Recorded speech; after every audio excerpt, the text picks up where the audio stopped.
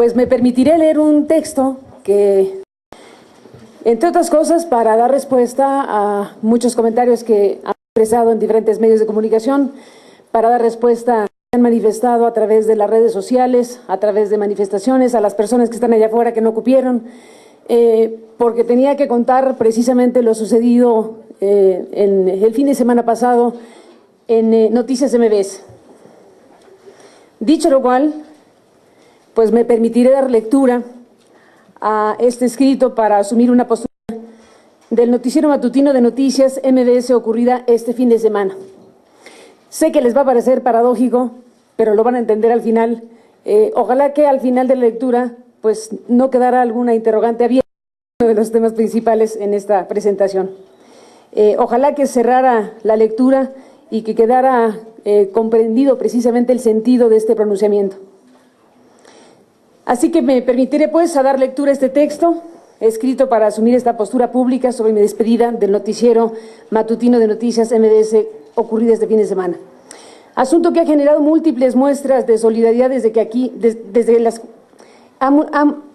ha generado múltiples muestras de solidaridad que desde aquí agradezco. Este es un suceso que, si bien afecta a la vida profesional y laboral de un grupo de personas, entre las que me incluyo, tiene una trascendencia mayor a ese mero alcance limitado. Sobre lo que me quiero pronunciar es sobre el alcance mayor de este evento que impacta de diversas maneras a la sociedad mexicana. Una sociedad que en estos días y horas ha dado muestras de determinación y capacidad de respuesta frente a un hecho que la agravia y lesiona sus derechos fundamentales. La vigorosa, fuerte y decidida voz de miles de personas en las redes sociales, Twitter, Facebook, otras modalidades y las manifestaciones en las calles son en sí mismas un gran acontecimiento. La gran noticia de que estamos vivos,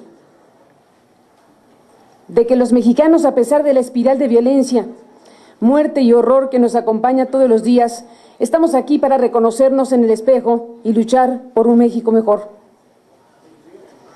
Agradezco todas estas expresiones y celebro aquí entusiasmada su existencia y el signo vital que las acompaña. Abrazo a quienes en todos los tonos y con los diferentes lenguajes se han manifestado en contra de lo que es a todas luces un hecho autoritario, desmedido e inaceptable. Un hecho así solo es imaginable en las dictaduras que nadie quiere para México. Castigar por opinar o por cuestionar a los gobernantes. El tema nos pega a todos. No solo nos afecta a nosotros como profesionales y a los ciudadanos a los que se les quita un espacio. Se afecta también a este medio de comunicación y al grupo empresarial que desarrolla diversas actividades productivas a favor del país. Este grupo está encabezado por una familia a quien estimo y valoro, fundada por uno de los hombres más queridos y respetados de la industria, como fue don Joaquín Vargas Gómez. Lamento sinceramente que sus nombres están siendo acribillados con insultos en las redes sociales por la decisión tomada. Tenemos que preguntarnos, ¿por qué sucedió esto? ¿Y cómo fueron las cosas?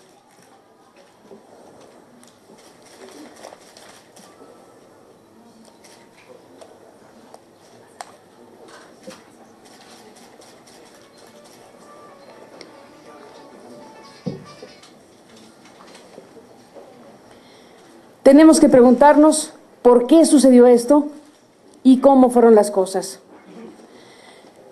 El pasado viernes 4 de febrero, en mi libre derecho a la expresión, formulé un comentario editorial que aludía a un incontrovertible hecho noticioso. A raíz de lo ocurrido en la Cámara de Diputados el día anterior, cuando un grupo de legisladores exhibió una manta con la foto de Felipe Calderón con los ojos enrojecidos en la que se leía: ¿tú dejarías a un borracho conducir tu auto? No, ¿verdad?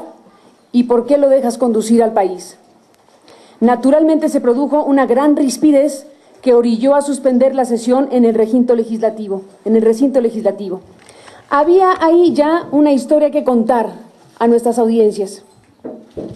Mi compañero Omar Aguilar presentó con gran profesionalismo ese hecho noticioso con pulcritud, con claridad y con suficiencia. Jamás ocultó ni la manta, ni el contenido de la manta, ni a los autores de la manta. No truqueó nada para que los televidentes y radioescuchas no se enteraran de lo que decía la manta. No trampeó con nadie y presentó al público, como el público merecía, todas las expresiones que en diferentes sentidos se emitieron al respecto. Nuestro auditorio quedó perfectamente informado del acontecimiento y con elementos suficientes para hacer su propia valoración de las cosas. La información presentada me sirvió a mí de base para formular el citado comentario editorial. Dejemos a un lado de la caricatura, dije. Tomemos el asunto con seriedad. E hice algunas otras consideraciones y terminé con un cuestionamiento formal a las autoridades. ¿Tiene o no problemas de alcoholismo el presidente de la República? Yo no tengo manera de corroborarlo, pero si fuera el caso sería algo delicado que deberíamos saber. No hay nada de ofensivo en la interrogante, especialmente si se trata de algo que de existir afectaría por su naturaleza la toma de decisiones que impactan en todo momento a millones de personas en el país. El comentario editorial cerraba diciendo que el tema, y dada su exposición pública a través de la manta de los legisladores, merecía una respuesta seria, formal y oficial de la propia Presidencia de la República. La Presidencia no respondió a la periodista. De inmediato exigió a los dueños, que no a la periodista, una disculpa pública inmediata por la tremenda osadía. Demostró con ello un grado de irritabilidad e intolerancia que por sí mismas hablan de algún tipo de problemática, que por supuesto también debe ser analizadas. Reconozco que el cuestionamiento era duro, pero de ningún modo injurioso o difamatorio. Tampoco se transgredía en ningún punto al código de ética que ha sido aludido.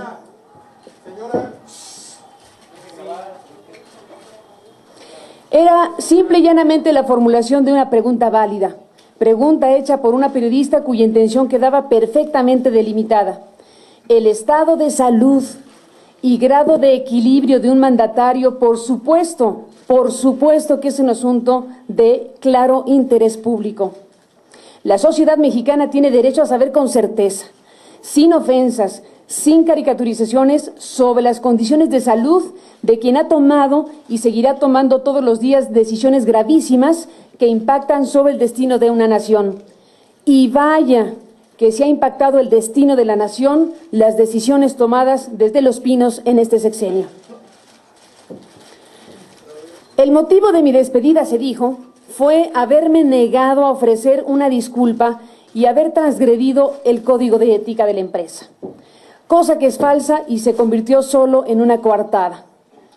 En este momento, no solo no rectifico, ni me disculpo porque no hay nada que disculpar, sino por el contrario, ratifico la pertinencia de que la Presidencia de la República se manifieste al respecto. Lamento sí personalmente que el presidente y su familia se hayan sentido ofendidos por el cuestionamiento. No hubo ni hay formulación de mi pregunta ninguna intención o ánimo de ofender. Lamento que ellos se hayan sentido ofendidos. Es claro que así ocurrió, pero aún así la pregunta sigue vigente. El ejercicio del poder hace que las figuras públicas sean sujetas a escrutinios e interrogantes a las que no estarían sujetas otras personas por razón precisamente de sus responsabilidades y del impacto de sus decisiones. En una democracia, esto forma parte del juego.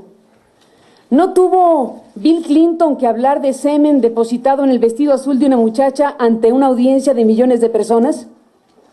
¿No acaso el estado de salud de Dilma Rousseff fue motivo de debate público antes de llegar a ser la presidenta que es? ¿Acaso no son las francachelas y excesos de Silvio Berlusconi materia de debate nacional? ¿Por qué en México los empresarios de los medios pueden ser sometidos a presiones indebidas para que silencien a los comunicadores? ¿Por qué la sociedad mexicana se tiene que conformar con una sola visión de las cosas?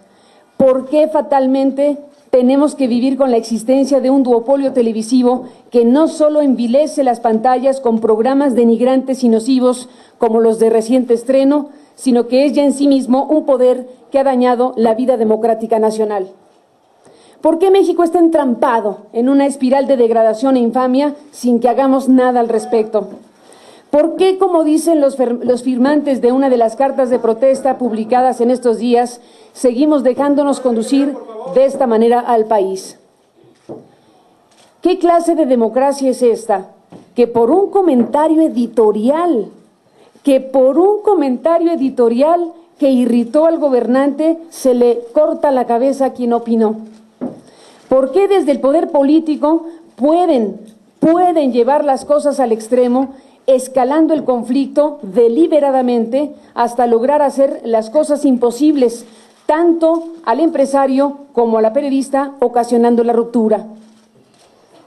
La pregunta es, ¿cómo es que pudieron elevar desde Los Pinos el grado de exigencia, pidiendo casi la humillación por un hecho absolutamente sobredimensionado? ¿Cómo es que un empresario a quien tenemos por decente lo llevaron a comportarse de esa manera? ¿Cómo pudieron lograr que se sintiera obligado a tal punto como para exigirme la lectura de una carta, obviamente no escrita por mí, en términos que me eran ajenos y por supuesto no empataban con lo que dictaba mi conciencia, para satisfacer la ira presidencial? Una exigencia de la lectura indigna de esta carta que quien me la formuló sabía de antemano que yo rechazaría. Se llegó a ese extremo por el grado de vulnerabilidad en la que quedan quienes tienen negocios o concesiones en el mundo de las telecomunicaciones y los medios de comunicación en México. Ese es el tema verdadero. En este caso hay un conjunto de concesiones en juego y la resolución final sobre lo que pase con ellas se encuentra en el cajón del presidente. Lo que debería ser técnico, jurídico y legal, en la realidad es un asunto político y discrecional. La aprobación que ha pasado ya por todos los filtros legales y técnicos para tomarse está sujeta a la venia final del presidente. Y ni siquiera a la venia final del presidente, sino a la venia final de quien a su vez presiona al presidente. Es decir, a los poderes dominantes con las telecomunicaciones cuyo poder desmedido impide la entrada de nuevos competidores y a los que existen les hace la vida verdaderamente imposible. Persiste a nuestros días un elemento que condiciona y distorsiona la relación de los medios con el gobierno, que es esta discrecionalidad política en la toma de decisiones en materia de refrendo y otorgamiento de concesiones en el ámbito de las telecomunicaciones. Es esta una de las razones fundamentales por las cuales en México no se despliega a plenitud un derecho fundamental como el de la libertad de expresión. Asuntos que deberían resolverse con la mayor certidumbre jurídica en materia de plazos, planes de cobertura, planes de negocios y de inversión, terminan siendo asuntos de decisión política y no de las áreas técnicas en la materia. Es el caso de las concesiones que en la banda del 2.5 GHz tienen varios operadores en el país, del que MBS Comunicaciones posee la mayoría de ellas.